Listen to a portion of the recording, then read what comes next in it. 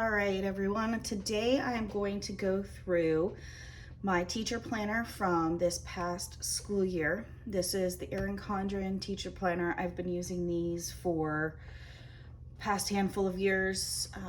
I really do like them. They hold up really well. So I thought I would go through how I used this planner this school year, the things I did, tricks of the trade, that kind of thing, before I do my video in the teacher series on how I'm setting up my new planner. So this is just going to be a flip through of last year and, you know, some explanations. So here I have my interchangeable cover. I really liked this cover last year.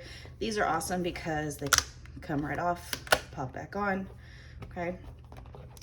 Inside the cover, I would usually have like some sticky notes or something here. Now this is one of my tricks of the trade.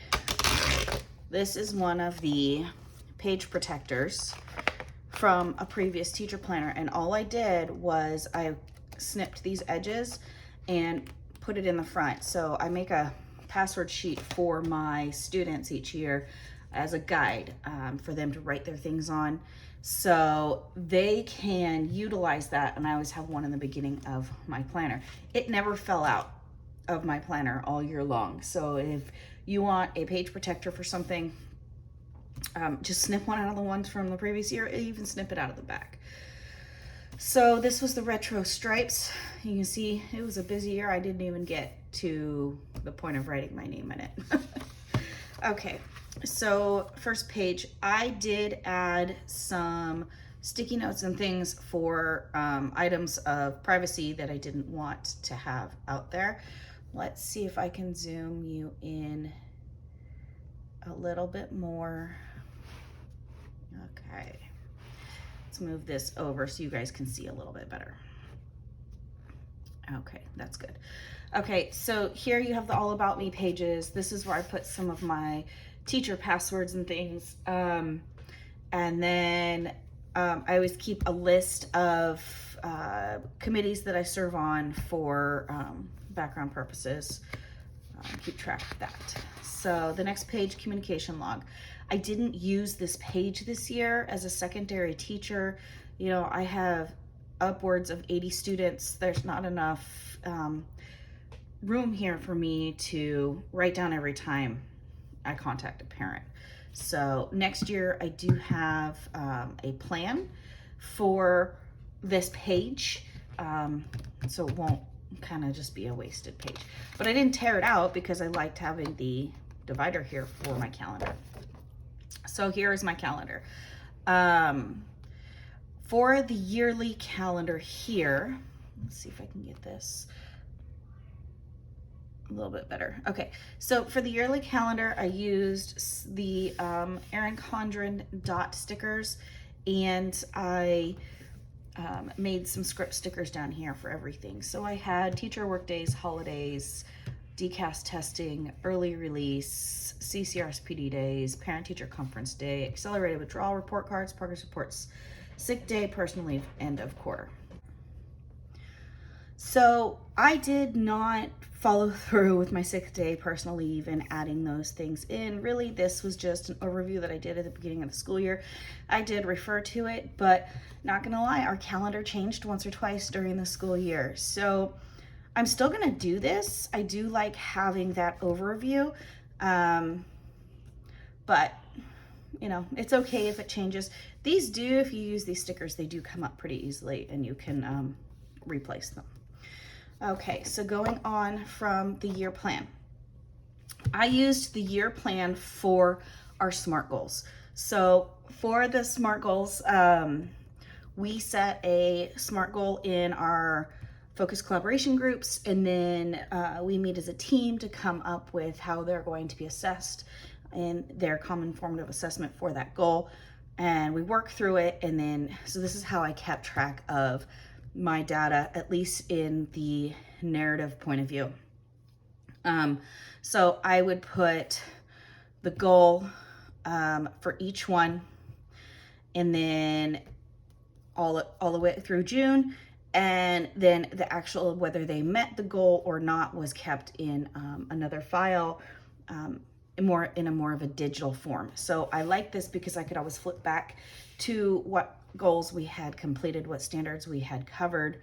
And so I had a little bit of fun this year with the foiled stickers and washi and stuff. So the washi was simply Gilded. The foiled stickers, maybe it was Poppy Willow Co. I'm not really sure. But I just had some fun with it with some things I had on hand.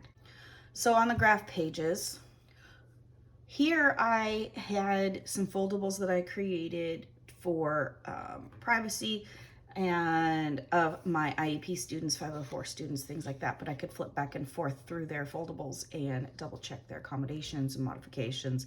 But I have taken them out of this section for those reasons.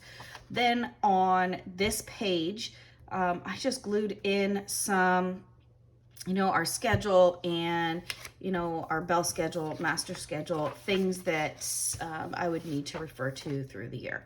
Then we start with our notes pages. There are spots in my planner where things, I didn't fill it out. I have so many other notebooks as a teacher. So then we get to the monthly. This is actually, I used this page as I was testing the script stickers that I was making to use in my planner and the measurements for when I was making my stickers. So I tore most of July out. We're not in school in July. So now we get into school. So for August, here is my monthly. In my monthly is really a forward planning for meetings and events that are happening each day so that I can plug them into my lesson plans. So I have my August monthly, and then, some to-do things that I need to take care of for myself. Okay, and then we're not in school in August, so I did tear out the lesson plan pages for it because the book gets so thick, I don't need those pages in there. So here's where school starts. Really, it ends up being a pretty hot mess once everything is in here. Okay. So here's my lesson plan pages.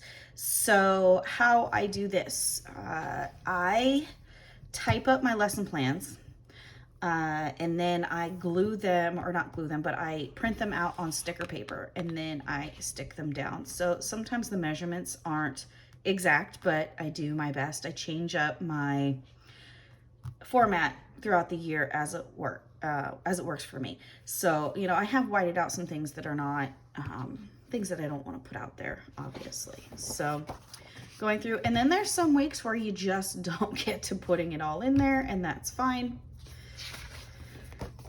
So again, lesson plans, this is where I typed it through, and then I put, my lesson plans here and my standards here, homework, our social emotional, and then any meetings I have in them to do. And I won't go through every single one of these pages, some are busier than others. So then we have our notes page at the beginning, and then going again through the months. The month layouts to me are the most useful as far as my schedule. There's so many things going on. I really like having my month layout. Now, yes, my lesson plan layout is important, but like I said, I do type it. So I have it typed. I have to print out my lesson plans and have them posted on my door each week. So my lesson plans are already typed. I don't necessarily have to put them in this planner. I do that because after I type them, I write all over it and things are changed. But I also do it because I like it. This week I didn't even get my header stickers in there. It doesn't always have to be perfect, right? Back to the months. I am thinking about maybe doing a monthly planner at some point instead of the lesson planner, but I do like having some of the other functions in here. So I will just go through, I like putting the full stickers for when there's a holiday and not school that day. I know some people, they don't do that because they want to use this extra room for writing, and that makes sense too. And then there's the whole break. It's not even used, right? So I'm just gonna go through the rest. You've seen what the lesson plan pages look like, the notes pages, and so I'll just go through and show you the rest of the monthlies. So, you know, I whited out initials, things like that. So here is February, and then March, April, and you can see how busy. I mean, it's got some meeting plans, and it's got some forward lesson planning, and it just gets full of everything. So I really do like having my different colored sticker headers and things. I like the vibrancy of it. This might be too busy for some people. I completely get that. Okay, so then in May, this was even more of forward planning, finishing a project using my sticky notes. When we had testing, you know, as you go through in the weeks. All right, and then sometimes I'll just staple, like this was a permission slip that went out through school, so I stapled this in. All right, we finally made it to June. It was a very long year, a very busy year, but I'm very happy that we made it through school face-to-face the entire year. So I think that was very beneficial for the students. Okay, and so once I hit June, you know, my last few pages, then, you know, the rest of it gets torn out. Like I said, any pages I'm not really using, I tear out. So then after the monthly pages, there were a few of the lined pages. So this was my forward planning for next year on how I wanted to set up my classroom for next year, because we have to make a map and leave it like on our desk so that they can take the furniture out and then put the furniture back after they do the floors. And so I was trying to map this out. So this is just sticky notes, and you can move them around. Is this the plan? No, it's changed like 6 times since this, but it was a work in progress. So then after this, you have the student checklists. I do use these student checklists. This is not my grade book. My grade book that I used, and you'll see in one of the other videos in this series, I used this petite planner for my grade book. And I go over all about how I use that.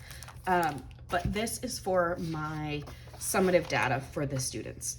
So I have put whiteout or sticky notes over their names for, you know, privacy purposes, but this is in general how I use it. So the names go here, and what I do is with the sticker paper, I type names, and then I just stick it down so I don't have to keep writing them over and over.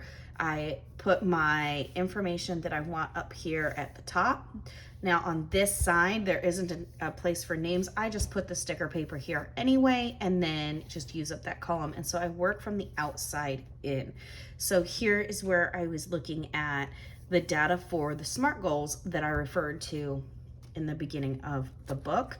And then here's more of the formative assessment scores as far as benchmarks, interims, those kind of things. So I had that for each of my classes so that I could keep track of my numbers and data. Like I said, this isn't my grade book. This isn't enough pages for a grade book for middle school, but this is how I kept track of my data.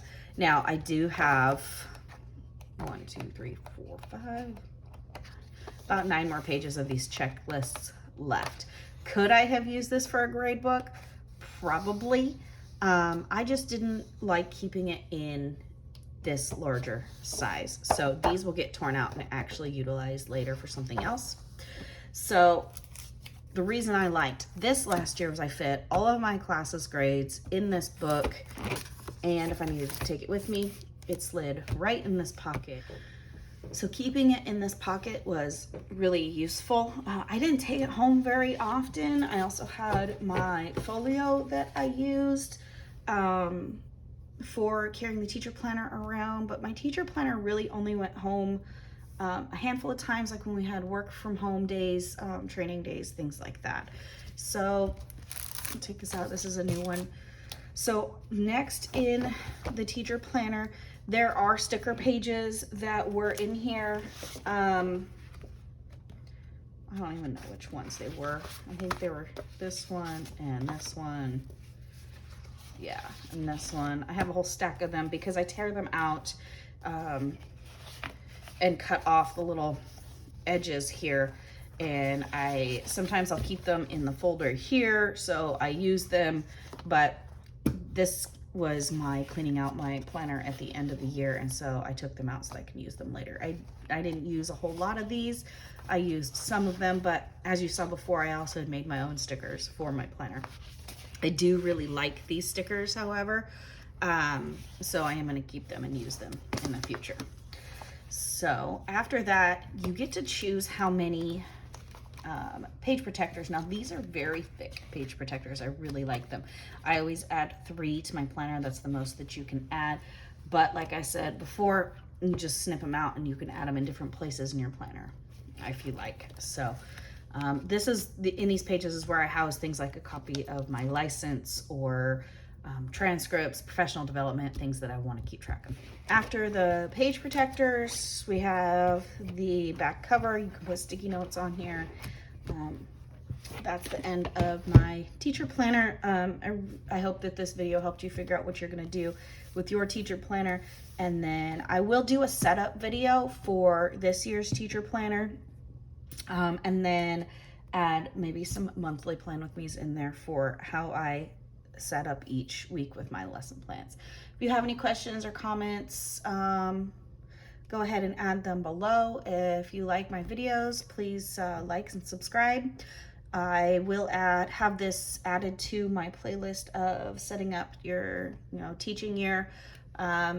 There's also another video about the grade book versus the teacher record book that Erin Condren has come out with this year as well.